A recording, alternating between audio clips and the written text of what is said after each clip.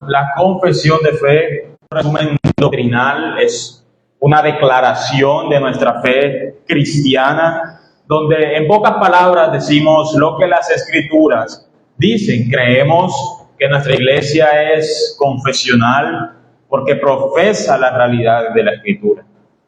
Porque también estamos arraigados a un pasado histórico, no surgimos de la absoluta nada. La iglesia de Cristo, querido hermano, no ha dejado de proclamar las Escrituras. Los credos son una muestra de ello. Debemos siempre, como iglesia, proclamar lo que dicen las Escrituras mediante la formulación de doctrinas, mediante la sistematización de lo que las Escrituras dicen, la organización de lo que las Escrituras dicen. ¿Por qué? Porque esto es útil y es necesario para nuestra fe. Todos somos confesionales porque todos tenemos y proclamamos una fe. De hecho, querido hermano, la Iglesia Universal del Señor está fundamentada en una confesión. ¿Por qué digo esto? Porque las Escrituras mismas lo dicen. Mateo 16, versículos del 16 al 18. Respondiendo, Simón Pedro dijo: Tú eres el Cristo, el Hijo del Dios viviente. Entonces le respondió Jesús: Bienaventurado eres, Simón, hijo de Jonás, porque no te lo reveló carne ni sangre, sino mi Padre que está en los cielos. Y yo también te digo que tú eres Pedro, y sobre esta roca edificaré mi iglesia, y las puertas del Hades no prevalecerán contra ella. Pedro estuvo 3 años caminando con el Señor, y por más de que el mismo Cristo no dijo de manera explícita y textual lo que dijo Pedro, Pedro comprendió mediante las palabras de Cristo, mediante la obra del Espíritu Santo, de que Jesús de Nazaret no era un simple profeta, de que Cristo no era un simple carpintero, no era un iluminado en el pueblo, sino que Jesús el Nazareno era el Cristo, el Hijo del Dios viviente. Bajo esta confesión de Pedro, querido hermano, la iglesia del Señor está fundamentada.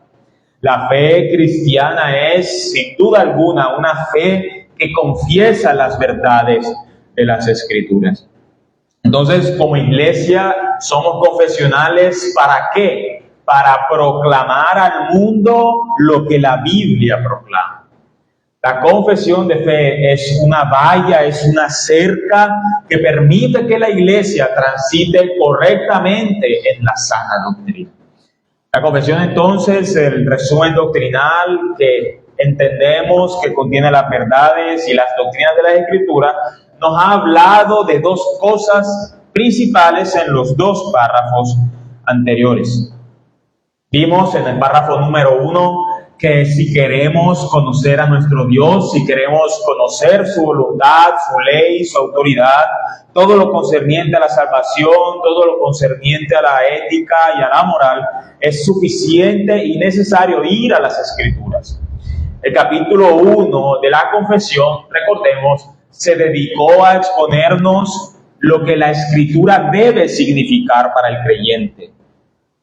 Pocas palabras, resumiendo en una oración lo que dice el capítulo 1 de la confesión, es que la Escritura contiene todo lo que Dios quiere que sepas acerca de Él.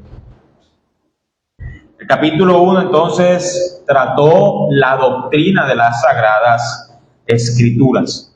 En el capítulo número 2 hablábamos de Dios y de la Santa Trinidad. Hablábamos de un Dios que posee todos y cada uno de sus atributos perfectos. Hablábamos de un Dios todopoderoso y decíamos que este es un Dios incomprensible, pero conocible. Un Dios en 3 personas, un Dios trino, un Dios que es revelado clara y explícitamente en las Sagradas Escrituras. Decíamos que este Dios trino subsiste en 3 personas. Hay 3 personas en este divino ser, Padre, Hijo y Espíritu Santo. 3 personas divinas con la misma dignidad, con la misma esencia. donde el Padre es el principio sin principio, donde el Hijo es engendrado eternamente del Padre, y donde el Espíritu Santo, decíamos la clase pasada, es procedente del Padre y del Hijo. Decíamos también, la confesión de fe lo dice en su último párrafo del capítulo número 2, que el entendimiento de este Dios trino es de lo que depende toda nuestra comunión con Dios.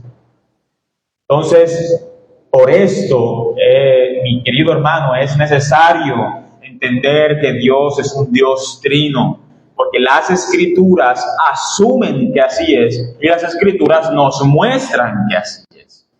Si no entendemos que nuestro Dios es un Dios trino, no podemos tener una correcta comunión con Él. ¿Por qué? Porque las Escrituras nos revelan cómo acercarnos a Él, cómo ir a Él en oración. Si no reconocemos que hay un Padre, que hay un Hijo y hay un Espíritu Santo, no podemos ir correctamente en oración ante Él. Ahora, el párrafo número 3 nos va a hablar acerca de ese Dios trino actuando en medio de la historia. Nos va a hablar de cómo Dios decretó antes de todos los siglos todo lo que habría de pasar. El párrafo 3 nos va a hablar entonces acerca del decreto soberano del Dios trino.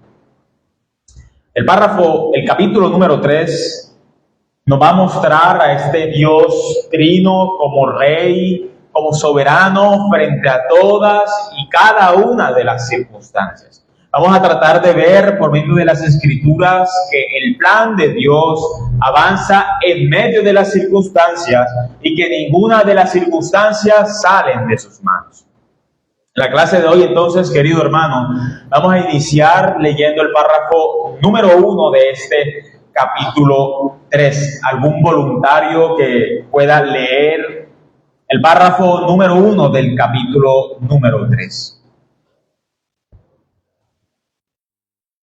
Dios, desde toda la eternidad, por el sapientísimo y santísimo consejo de su divina voluntad, ha decretado en sí mismo, libre e inalterablemente, todas las cosas, todo lo que sucede. Sin embargo, de tal manera que por ello, Dios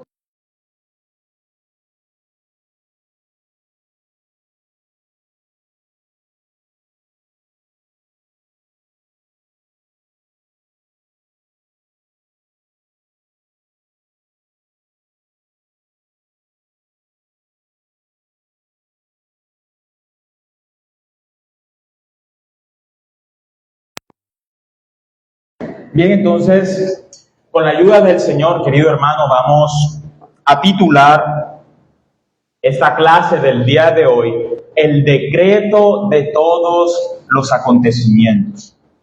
Vamos a titular la clase de hoy, el decreto de todos los acontecimientos. Vamos a ver lo que este párrafo número 1 mayormente nos está diciendo. Vamos a ver entonces 3 puntos principales que vamos a estar tratando. Creo que en la clase de hoy solo vamos a poder tratar los 2 primeros por cuestiones de tiempo. Entonces, en la clase de hoy vamos a tratar, número 1, que nada frustra el decreto de Dios. Nada frustra el decreto de Dios. Y vamos a tratar también, número 2, que nada escapa al decreto de Dios. El tercer punto, querido hermano, que va a ser tratado en la siguiente clase es que nada condiciona el decreto de Dios. Entonces, con la ayuda del Señor, querido hermano, vamos a iniciar con nuestro primer punto. Vamos a ver que nada frustra el decreto de Dios.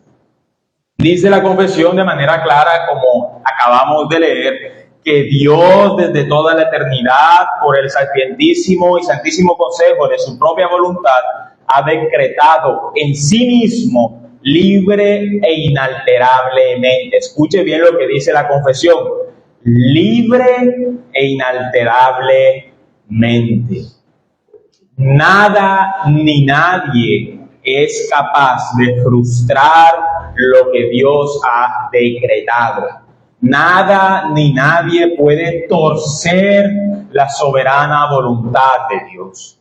Dios ha dicho que ejecutará, y créame, querido hermano, que nada va a evitar que Él ejecute lo que dijo que hará. Ese pensamiento está presente en las Escrituras. Salomón en Proverbios 19:21 escribe: muchos pensamientos hay en el corazón del hombre, mas el consejo de Jehová permanecerá.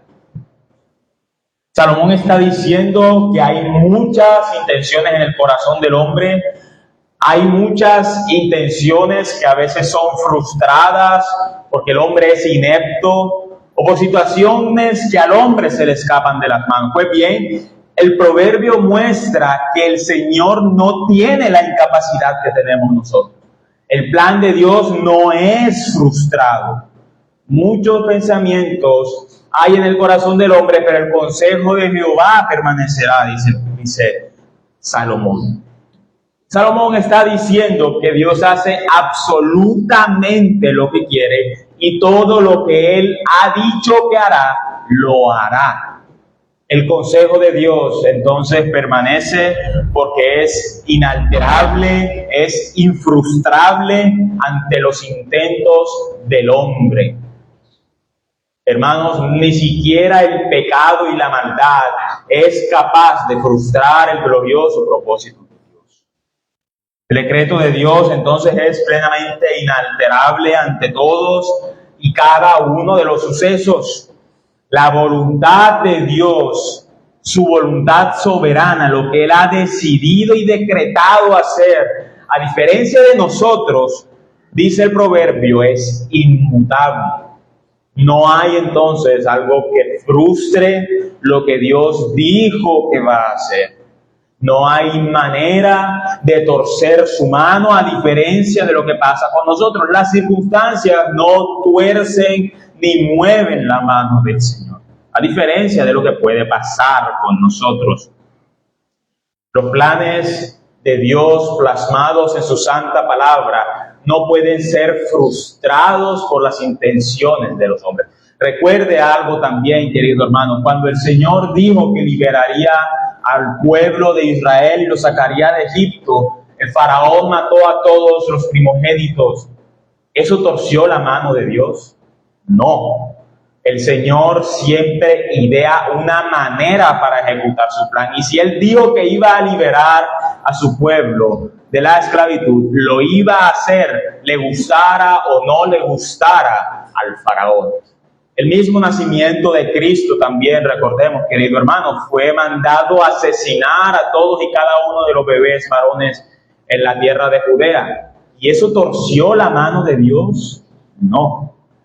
El Señor Jesús nació con o sin el favor del gobernante de turno.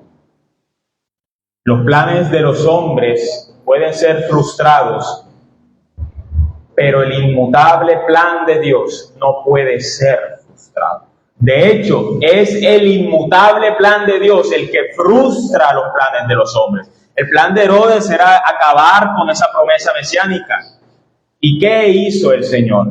Acabó con la maquinación de Herodes, acabó con la intención malvada de su corazón de evitar que el Mesías viniera a traer salvación.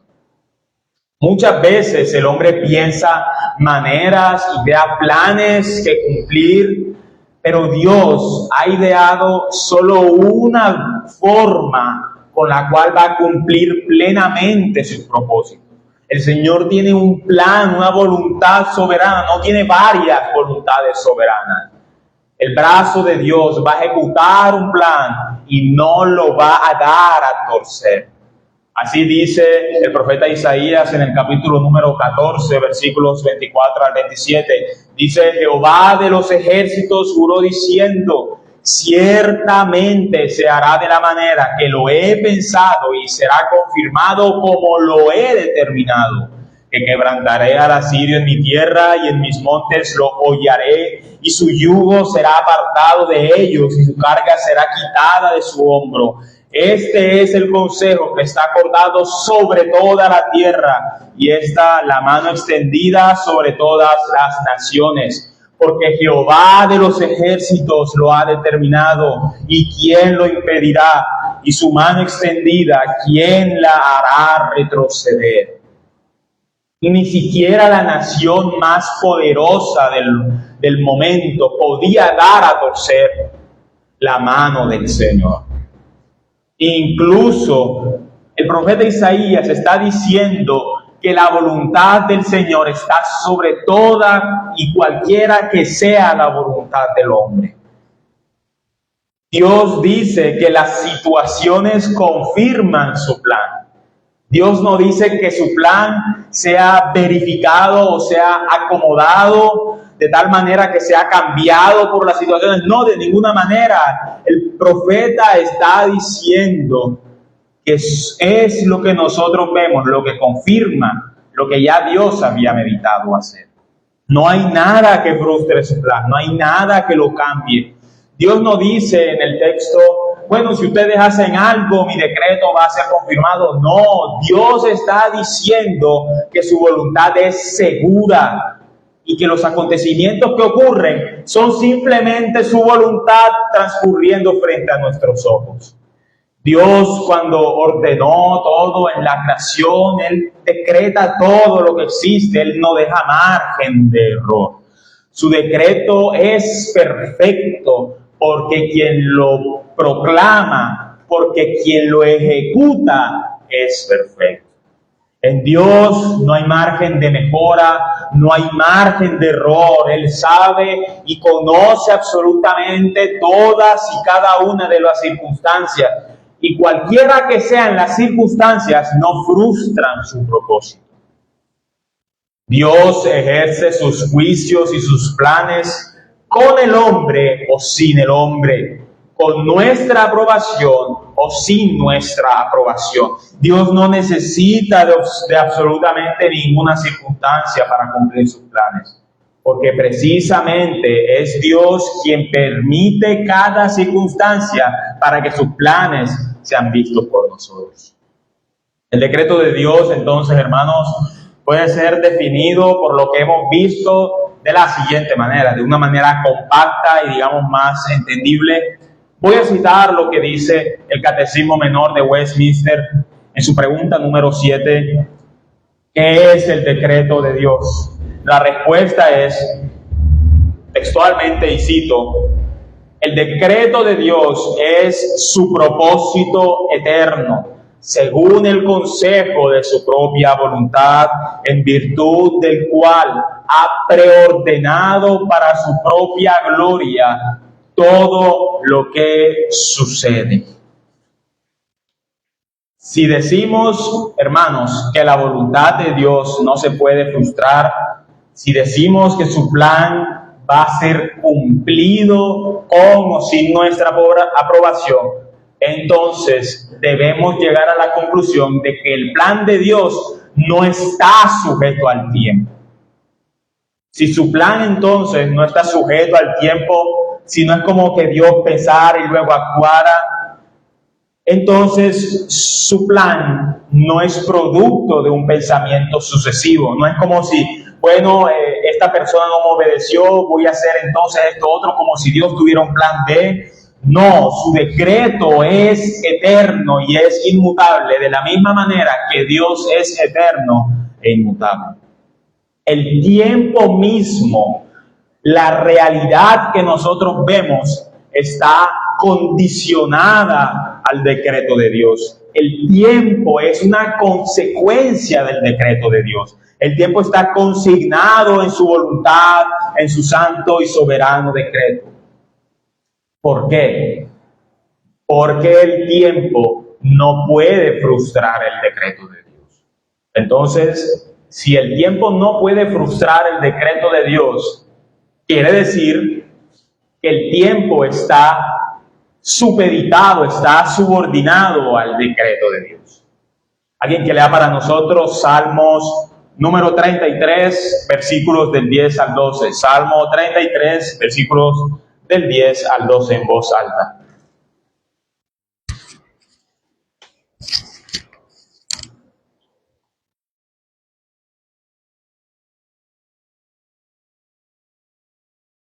Jehová hace nulo el consejo de la nación, frustra las maquinaciones de los pueblos. El consejo de Jehová permanecerá para siempre, los pensamientos de su corazón por toda la generación. Bienaventurada la nación cuyo Dios es Jehová, el pueblo que él escogió como heredad para sí. La voluntad del Señor es una. Y si las naciones se compaginan todas para ir en contra de esa voluntad, créame que nadie va a tener otra opción que cumplir lo que Dios ha decretado. Cuando incluso los reinos caen, nos muestra una sola cosa: que los reyes van y vienen, que nosotros estamos aquí de paso, estamos por un ratico en esta realidad. Así mismo es la voluntad del hombre. La voluntad del hombre cambia de la misma manera en que el hombre cambia. Y esa voluntad puede ser frustrada por la muerte, puede ser frustrada por la maldad del hombre, pero no pasa así con la voluntad de Dios. Porque si Dios es inmortal, si Dios es eterno, a diferencia del hombre, entonces su consejo no va a pasar, su voluntad no va a caducar, su decreto va a permanecer para siempre, como dice el salmista. Entonces, el sentido, hermano, de que reconozcamos el decreto de Dios, que entendamos que el decreto de Dios no puede ser frustrado por nada, es que nuestro corazón sea conforme a su ley. De nada nos serviría a nosotros que gastemos toda nuestra vida obedeciendo a las autoridades que van y vienen, pero si al final desestimamos al único que permanece. De nada sirve que usted sea un buen ciudadano, que usted obedezca al rey de turno, si no obedece al rey que permanece para siempre. Entonces el sentido del decreto de Dios es una obediencia en alguien y una obediencia que tiene sentido porque el que ha ordenado no muta. Si usted es obediente a las leyes civiles, si usted sigue las normas que están en la ley colombiana, ¿por qué no seguiría las normas plasmadas en la voluntad divina de Dios? La voluntad que no es frustrada ni cambiada por nada. Las leyes colombianas pueden cambiar, puede que lo legal mañana sea ilegal, puede que lo ilegal mañana sea legal, pero lo que está consignado en el decreto de Dios permanece para siempre. Tal como el que ha decretado las normas, el que ha puesto y colocado los reyes, permanece para siempre. Entonces, entender que el consejo de Dios no es frustrado, entender que su voluntad es soberana, debe llevar al creyente a una obediencia consciente y absoluta. Saber que el decreto de Dios es inamovible, que es infrustrable, solo nos puede llevar a querer conocer más a Dios, querer conocer más la voluntad de aquel que ha decretado todo. Hermanos, la doctrina del decreto de Dios no puede quedarse en palabrería, no puede quedarse como una idea abstracta, como una idea lejana y difícil de entender, sino que debemos aplicar esa idea a nuestras vidas. Por eso es que el salmista en el versículo 12 del Salmo 33 dice: bienaventurado la nación cuyo Dios es Jehová, el pueblo que él escogió como heredad para sí. Expresa que la nación que conoce a este rey es bienaventurada. ¿Por qué? Porque si el decreto de Dios permanece para siempre, si Él ha dicho que las puertas del Hades no van a permanecer contra su pueblo, entonces el creyente no tiene nada que temer. Por eso somos bienaventurados. Porque si el Señor ha dicho que su voluntad no cambia, y Él ha dicho que su voluntad es que la iglesia permanezca hasta el fin del mundo, créame, hermano, que así va a ser. El Señor Jesús promete que las puertas del infierno no van a prevalecer contra la santa iglesia de Dios. Esto es innegociable y es inalterable. Esto es una garantía ¿de qué? De que hasta el fin de todas las cosas la iglesia de Dios va a seguir en pie y sin nada que temer. ¿Por qué sin nada que temer? Porque las puertas del Hades no pueden hacerle daño a la iglesia de Dios, al pueblo de Dios que es el cuerpo de Cristo, la Santa Iglesia. Entonces, así como nuestra salvación es segura, nosotros entendemos y comprendemos que la salvación del hombre es segura porque el decreto de Dios es seguro. Si la salvación se perdiese, podríamos llegar a la peligrosa conclusión de que el pecado logró frustrar el decreto de Dios. Porque Dios mismo dice en la carta a los Efesios, el apóstol Pablo escribe que Él ha predestinado a sus hijos, que Él ha decretado quiénes serán sus hijos. Si decimos que la salvación se pierde, estaríamos diciendo que el pecado frustró el decreto de Dios. Sin embargo, querido hermano, no hay algo más antibíblico y antilógico que esto. Porque dice el Señor Jesús en el Evangelio de Juan que todas las ovejas del rebaño que el Padre había entregado a las manos del Hijo, ninguna de esas ovejas se va a perder.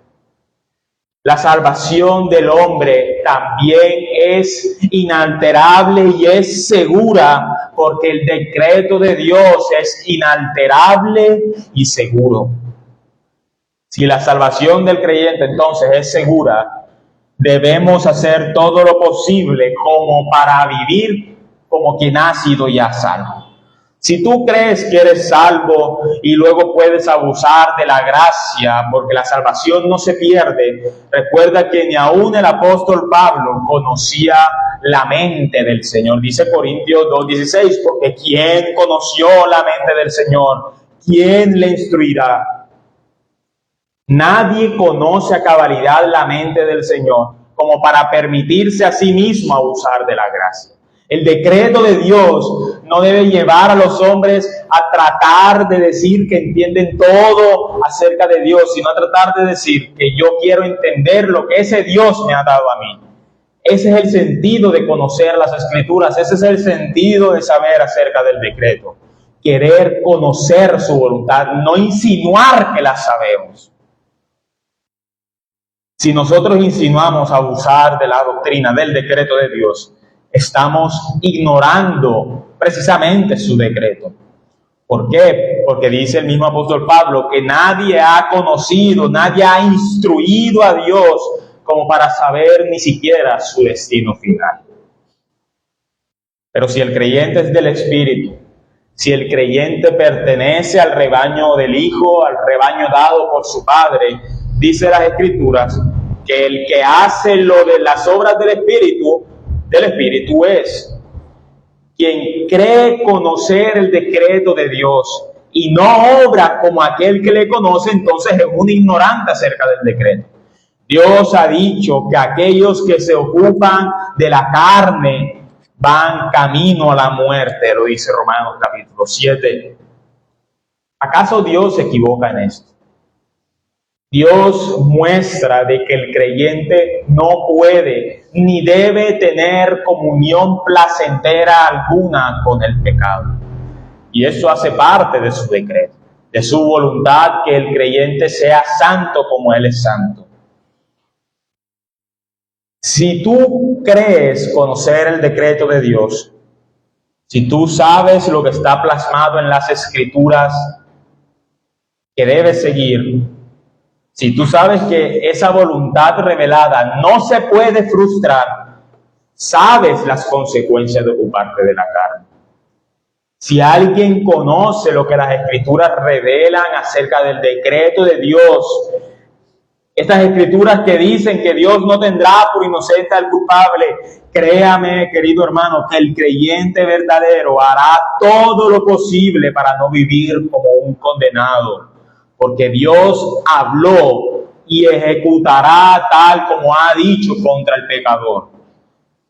El decreto de Dios no puede ser frustrado por absolutamente nada ni nadie. Su mano no es dada a torcer ni siquiera por la nación más poderosa que pueda haber en la tierra.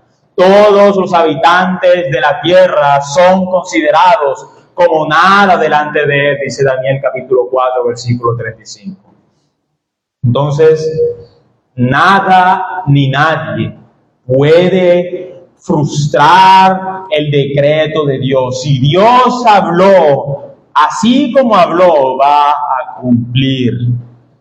Ese fue nuestro primer punto, querido hermano. Nada frustra el decreto de Dios. Ahora vamos a ver nuestro segundo punto. Nada escapa al decreto de Dios.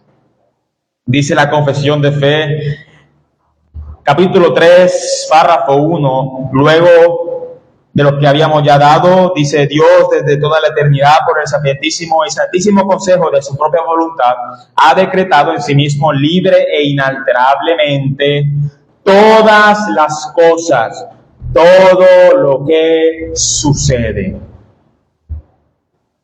Nada escapa del decreto de Dios, dice la Confesión de Fe. Vamos a ver la base bíblica para afirmar esto. Vamos a leer Daniel capítulo 4, versículos 34 y 35. Vamos a, desglosar un poco más esa idea que les había comentado un poco antes. Dice la palabra de Dios: mas al fin del tiempo, yo, Nabucodonosor, alcé mis ojos al cielo, y mi razón me fue devuelta, y bendije al Altísimo, y alabé y glorifiqué al que vive para siempre, cuyo dominio es sempiterno, y su reino por todas las edades. Todos los habitantes de la tierra son considerados como nada, y Él hace según su voluntad en el ejército del cielo y en los habitantes de la tierra, y no hay quien detenga su mano y le diga: ¿qué haces? Esto lo está diciendo un impío. El creyente debe ser más consciente de esta realidad. Lo está diciendo el que debía ser el rey más poderoso de toda la tierra. ¿Y qué pasó con Nabucodonosor? Nabucodonosor fue hecho como una bestia porque no se sometió a la voluntad revelada de Dios, y Dios actuó con o sin Nabucodonosor. Dios dio a conocer su nombre en medio de su pueblo con o sin la aprobación del rey de turno. Y este hombre, que está siendo sin duda alguna usado por Dios, exclama que Dios hace según su voluntad en el ejército del cielo y a los habitantes de la tierra, y no hay quien detenga su mano y le diga qué hace. Dios hace su voluntad en los cielos y en la tierra, de tal manera que no deja de tener control sobre ninguna situación. El decreto de Dios es universal. Su soberana voluntad abarca absoluta y todos los acontecimientos pasados, presentes y futuros. No hay nada que escape de la mano del Creador. Las tentaciones en el creyente, las dificultades en la vida cotidiana, todas esas circunstancias son domadas por Dios. Son domadas como un jinete que tiene pleno control sobre ellas. Que nada escape del decreto de Dios es nuestra garantía de que nada nos va a sacar de su mano, que nada nos va a sacar de su asistencia eterna. Dice Romanos 8:28: y sabemos que a los que aman a Dios, todas las cosas les ayudan a bien, esto es, a los que conforme a su propósito son llamados. Todas las cosas ayudan a bien al creyente porque es Dios conforme a su propósito y amando. Es Dios permitiendo cada situación sobre los llamados sin dejar de tener control sobre las situaciones. No hay situación que se le salga de las manos a Dios, porque no hay nada que no haga parte de su decreto. El decreto de Dios, entonces, querido hermano, es universal. Usted no puede hallar nada que esté fuera de lo que ya Dios decretó. Eso también significa, querido hermano, que en la vida del hombre, en la existencia misma del universo, no existen las casualidades. El azar no existe. ¿Por qué? Porque todo ha sido ordenado, todo ha sido puesto en función por Dios. Así lo dicen las Escrituras. Proverbios 16:33. La suerte se echa en el regazo, mas de Jehová es la decisión de ella. Nada en tu vida, querido hermano, ni siquiera lo que parece aleatorio está fuera de lo que ya fue preordenado por Dios. El hombre puede vivir bajo una falsa percepción de que existen las casualidades, de que existe la suerte, pero no hay nada, ni siquiera lo que llamamos azar, nada escapa del decreto de Dios. Dios ordena todo lo que ocurre, incluyendo lo que creemos nosotros que es condicionado por la suerte. Incluso, querido hermano, las acciones pecaminosas de los hombres ni siquiera las acciones pecaminosas de los hombres están fuera del decreto de Dios.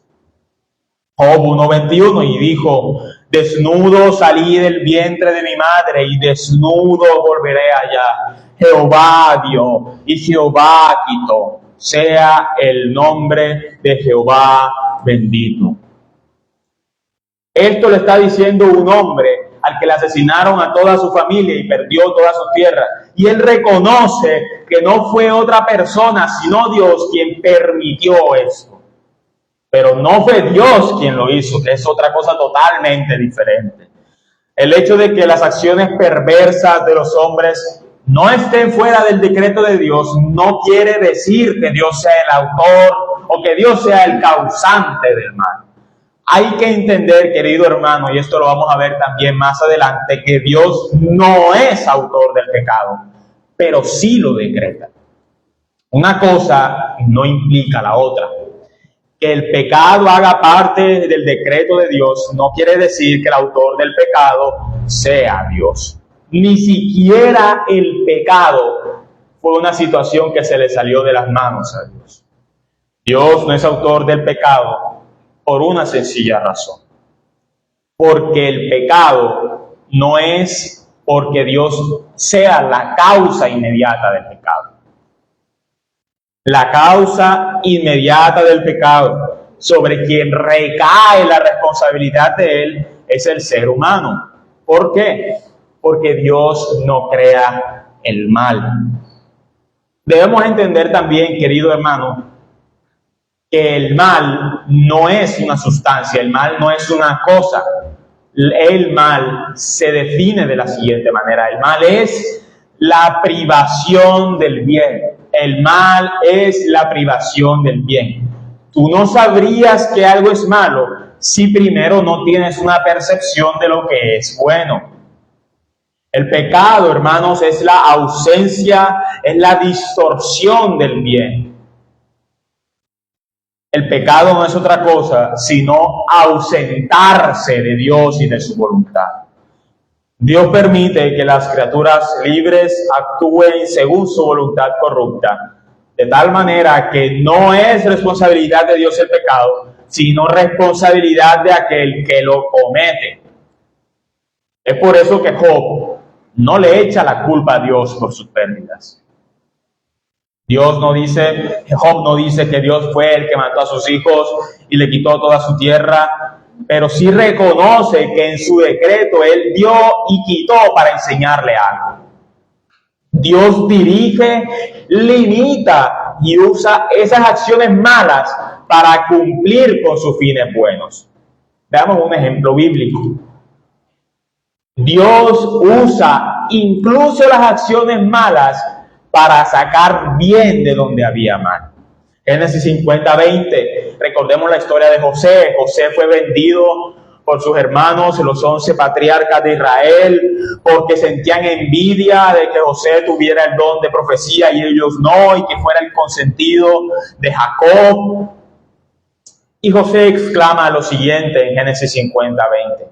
Dice: vosotros pensasteis mal contra mí, mas Dios lo encaminó a bien, para hacer lo que vemos hoy, para mantener en vida a muchos pueblos.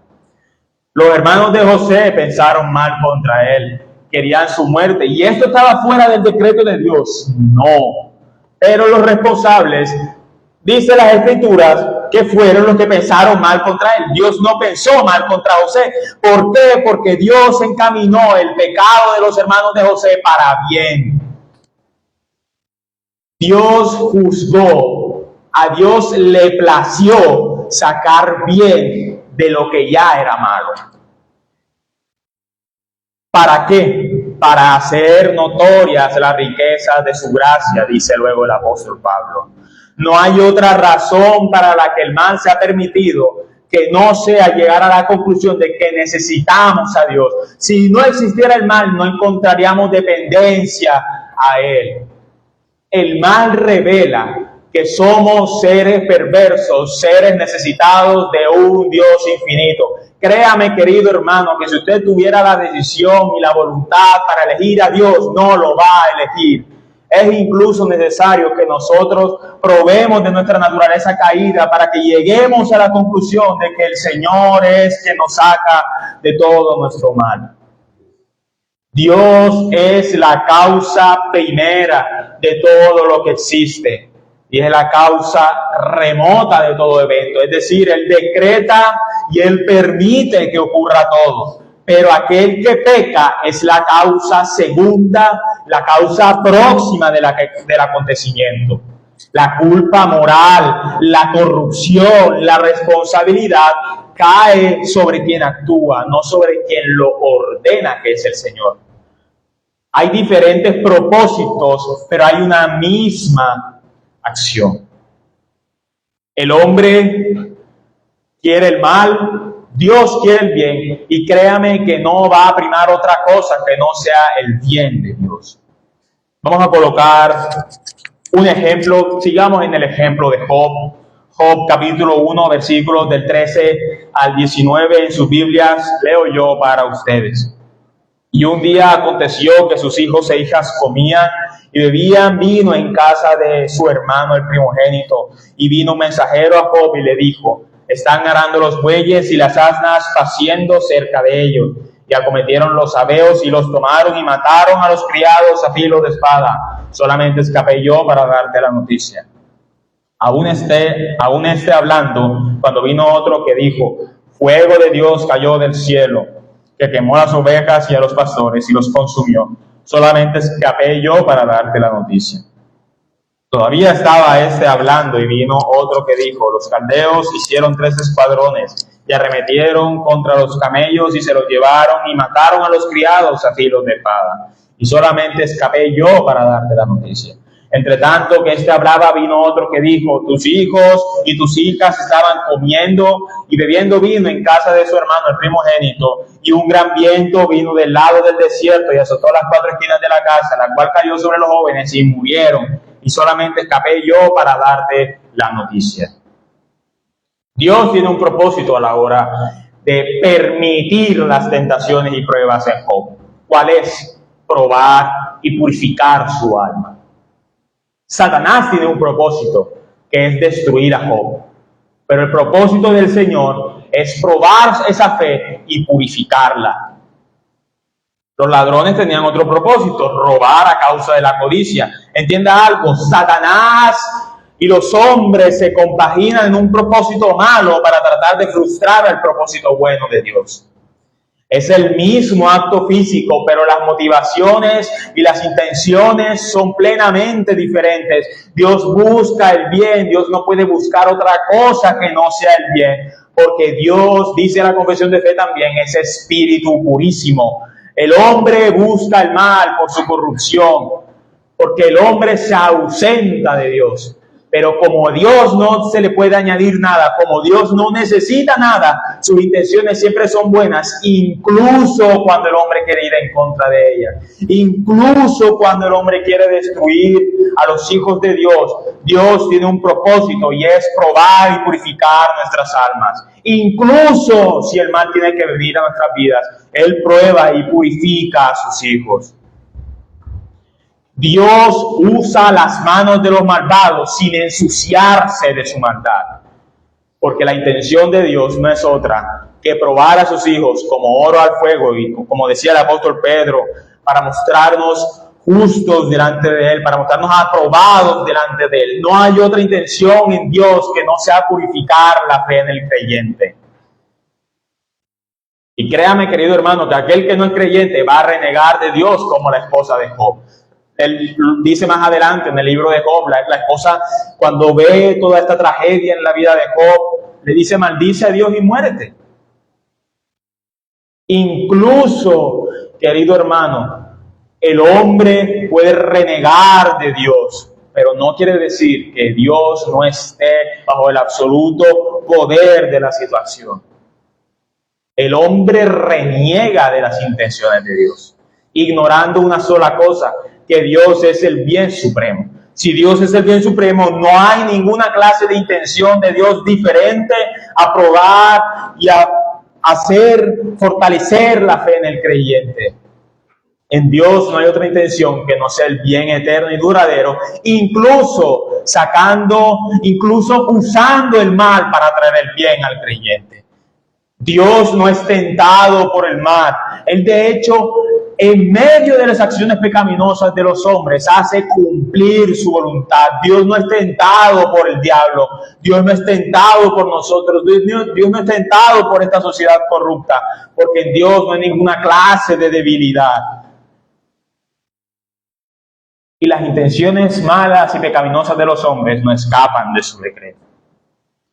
El profeta Santiago, en capítulo 1, versículos 13 y 15, muestra claramente esta idea acerca de las pruebas en el creyente. Dice las Sagradas Escrituras: cuando alguno es tentado, no diga que es tentado de parte de Dios, porque Dios no puede ser tentado por el mal, ni Él tienta a nadie, sino que cada uno es tentado cuando de su propia concupiscencia es atraído y seducido. Entonces la concupiscencia, después que ha concebido, da a luz al pecado, y el pecado, siendo consumado, da a luz a muerte. En Dios no hay concupiscencias. En Dios no hay deseos que cambian, que alteran su voluntad, porque Dios es inmutable, Dios es espíritu purísimo. Entonces Dios no puede ser tentado. ¿En Dios hay concupiscencias? No, porque Dios es acto puro. ¿Dios puede ser seducido por el mal? No, porque de Dios no hay nada que pueda ser añadido. Dios no necesita ni siquiera del mal. Pero incluso en medio del mal, en medio de las situaciones pecaminosas de los hombres, Dios hace su voluntad. Dios no tiene nada faltante ni nada sobrante como para ser tentado ni por nosotros, ni por el diablo, ni por ninguna clase de mal. Es ahí, en este punto, donde Santiago entiende y le muestra a los creyentes que la concupiscencia, que el acto malo recae sobre la responsabilidad de aquel que tiene debilidad. Dios no tiene debilidad, entonces no puede ser tentado, entonces no puede ser seducido. ¿Y qué ha dicho Dios acerca de estos acontecimientos malos que le pasan al creyente? Que para el creyente, que para aquellos que aman a Dios, todas estas cosas obran para bien, obran para purificar su alma, incluso cuando el creyente no lo entiende. El texto no dice, bueno, cuando el creyente entienda, su alma va a ser purificada. No. Pablo dice que todas las cosas ayudan a bien, lo entienda el creyente o no, esa claridad no cabe ahí. No necesitamos entender las situaciones como para ser edificados por el Santo Espíritu de Dios. Para nosotros el mal, en su última consecuencia, lo único que nos va a hacer es acercarnos a Dios. Ni siquiera si el mal nos mata, podemos decir que Dios ha dado su brazo a torcer porque nos ha llevado a su mano. El mal, desde su mínima consecuencia, lleva al creyente a añorar al Señor y su presencia. Cuando tú te ausentas de los medios de gracia, cuando dejas de leer las Sagradas Escrituras, cuando dejas de orar, dejas de adorar a tu Señor, cuando dejas de participar del sacramento, tú entiendes que te estás ausentando de Dios. Incluso en estos momentos en que el hombre peca, es una lección para él, que debe y necesita acercarse a Dios. Si el mal no estuviera en nuestras vidas, la consoladora verdad de que no está fuera de las manos de Dios, nos debe recordar que todo eso nos va a conducir a bien. Si el mal está presente en nuestras vidas, la consoladora verdad del decreto de Dios debe recordarle al creyente que nada va a obrar para mal en última instancia en su vida, sino para bien. Incluso, querido hermano, si usted muere a causa del pecado, si usted muere a causa de una situación que puede con usted, lo único que está haciendo el Señor es acercarlo a su presencia. No hay para el creyente ninguna derrota cuando va al lado del Señor. ¿Por qué? Porque siempre o va a ser edificado por el Señor o va a ser llevado a su presencia. No hay nada que pueda derrotarlo a usted, porque el Señor es quien ha decretado todas las circunstancias y es quien ha determinado que va a llevarle a su regazo. Que el Señor nos ayude, queridos hermanos. Oremos. Señor, gracias te damos porque hoy nos recuerdas que nada escapa de tu presencia, que nada escapa de tu poder, de tu decreto, que no tenemos forma alguna de escapar de ti. Gracias, Señor, porque tu plan no es frustrado por nadie. Gracias, Señor, porque tu plan no escapa, no tiene escapatoria por parte nuestra. Permítenos, Señor, cumplir tu voluntad. Permítenos, Señor, ser sabios, leer lo que tú nos estás mostrando en medio de las situaciones. Que nada nos abrume, Señor. Que nada sea en nosotros un impedimento como para no buscar de ti. Que el mal que venga a nuestras vidas, Señor, en última instancia, solo nos lleve a añorarte, a quererte más a ti. Gracias, Señor Jesús, porque no nos dejas solos, porque tu Santo Espíritu está constantemente con tu iglesia. Te damos gracias, buen Señor, en el nombre del Padre, del Hijo y del Espíritu Santo. Amén y amén.